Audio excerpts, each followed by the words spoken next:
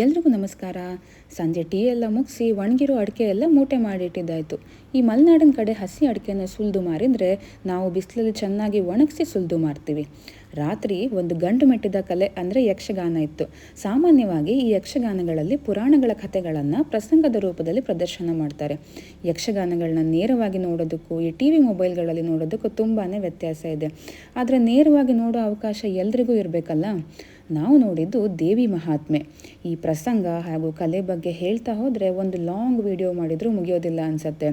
ಈ ಕಲೆ, ವೇಷಭೂಷಣ, ಭಾಗವತಿಕೆ, ಹಾಡುಗಳು, ಪಾತ್ರಧಾರಿಗಳು, ಮಾತುಗಾರಿಕೆ ಬಗ್ಗೆ ಹೇಳೋದಕ್ಕೆ ತುಂಬ ಜ್ಞಾನ ಕೂಡ ಇರಬೇಕು.